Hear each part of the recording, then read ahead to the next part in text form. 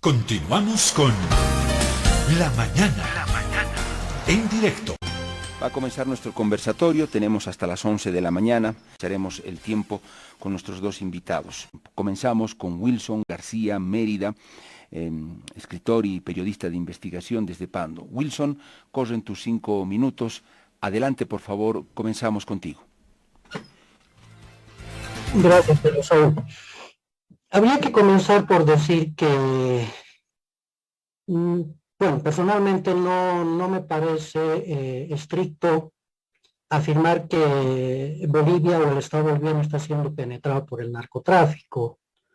Creo que eso más bien, ese concepto nos desvía de la dimensión real del fenómeno del narcotráfico, que es un fenómeno mundial. Yo diría que es un narcomundo en el que estamos viviendo, más que un narcoestado, porque prácticamente todos los estados importantes en los 5 continentes son potencialmente narcoestados, si es que ya no lo son. Por eso yo relativizo ese concepto, ¿no? Yo creo que el narcotráfico está ahí, siempre estuvo, y estos fenómenos y escándalos que estamos observando en el caso actual de este gobierno, de este régimen, particularmente con altos jefes policiales, es un episodio más de la historia del narcotráfico en Bolivia, ¿no? Como en algún momento le había comentado a Pedro Saúl, yo creo que el narcotráfico en Bolivia hay que entenderlo como un fenómeno estructural, es decir, como algo que es inherente a la vida pública, privada, social, política, económica y financiera del país, ¿no? Yo diría que el narcotráfico inclusive es parte del folclore boliviano, en alguna medida, ¿no? Entonces yo creo que para entender lo que está sucediendo hoy, hay que entenderlo históricamente en ese contexto, como bloque histórico, para entender la dimensión estructural que tiene el narcotráfico y el porqué de estos episodios de escándalos que no llegan a ser resueltos ni esclarecidos, como siempre, ¿no? Desde los años 60, yo creo que podemos afincar la historia del narcotráfico en Bolivia como un fenómeno estructural inherente a la vida estatal y societal de Bolivia.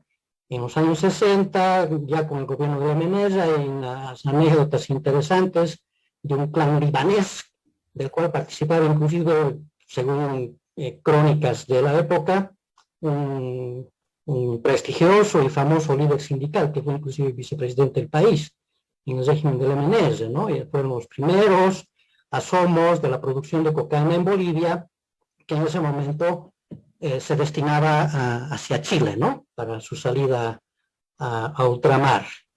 En los años 70, obviamente, como nos ha explicado en su libro La Beta Blanca, René Vasco Piazzo, ya con Banzer el narcotráfico empieza a adquirir ya una forma un poco más corporativa, con la transformación de la agroindustria cruceña, que estaba recibiendo subvenciones de la Comibol para la actividad algodonera, ¿no? Que fueron dineros que fueron desviados para la elaboración de pasta base de cocaína en ese momento, ¿no?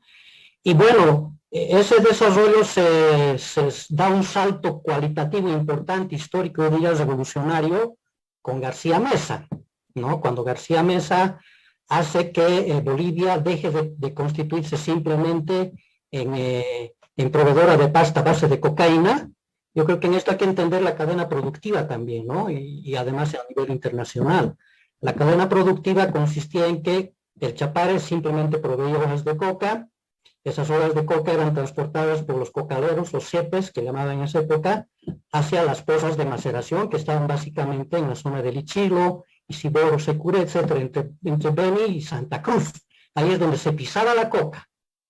No se producía todavía el cristal. Y esa coca que se transformaba en pasta base, es decir, materia prima semi-elaborada, ¿no? Como siempre, Bolivia simplemente en ese momento, igual que en el estaño, estaba destinada a proveer materia prima semi-elaborada para su elaboración final en laboratorios de Colombia. Es en Colombia donde la coca boliviana convertida en pasta base se convierte en cristal, en clorhidrato de cocaína. Entonces el monopolio del clorhidrato en ese momento estaba en manos de Colombia, ¿no? Y en ese momento Roberto Suárez, que evidentemente era el rey de la coca, de la pasta base, tenía un pacto de caballeros con los colombianos para no romper esa división internacional del trabajo, del narcotráfico.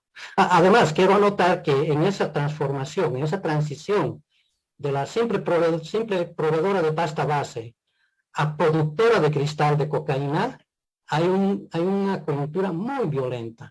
Los colombianos hacen todo lo posible para que Bolivia no dé ese salto, y si se acuerdan ustedes, hay una serie de secuestros, asesinatos, los colombianos secuestran a gente como Wilden Zazú, Rosales, los Nasif, etcétera, se los lleva a Cali, los devuelve a Santa Cruz hecho pedacitos, una cosa macabra, ¿no? Una violencia macabra, o sea... Wilson, ahí te ponemos un pause.